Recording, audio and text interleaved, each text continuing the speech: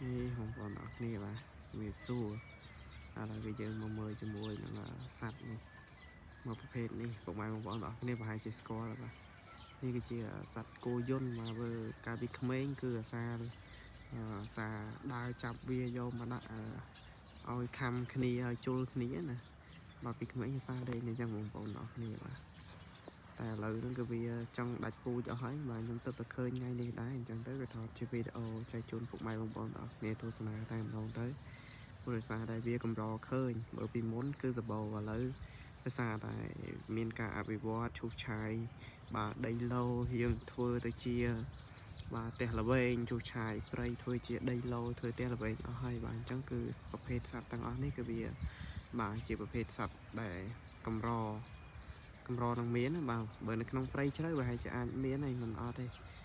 តែនៅតាមវាជនបទឥឡូវហ្នឹងគឺថាមានការឈូសឆាយអស់ហើយបាទអញ្ចឹងគឺវាមិនអាចមានសបោដូចមុនទេហើយខ្ញុំទៅឃើញថ្ងៃនេះដែរបានជាបានមកថតចែកជូនពុកម៉ែបងប្អូនទស្សនាតែម្ដងទៅបាទហើយនៅហ្នឹងក្បែរគ្នាហ្នឹងគឺមានជាមួយនឹងនេះបាទមួយសំបុកដែរនេះបងប្អូនមកគ្នាធំណាមកសំបុកនេះមានទូចនេះបាទមកបកោនេះគឺជាសំបុកក្រងណាបងប្អូនមកគ្នាសំបុកក្រង់បាទនេះធំដែរមកប៉ុណ្ណេះគឺវាអត់ទាន់មានពងនេះបាទនេះអត់ទាន់មានពងនេះ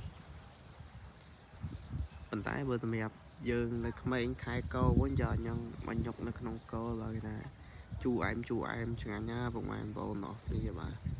និយាយទៅគឺថាសត្វតែជារបស់ធម្មជាតិដែលយើងអាចហូបបានណានេះប្រភេទសត្វបាទសត្វជាលក្ខណៈធម្មជាតិដែលយើងអាចហូបបានហើយបើអានេះបញ្ជាក់ម្ដងទៀតគឺហូបអត់បានទេបងប្អូនបាទសត្វ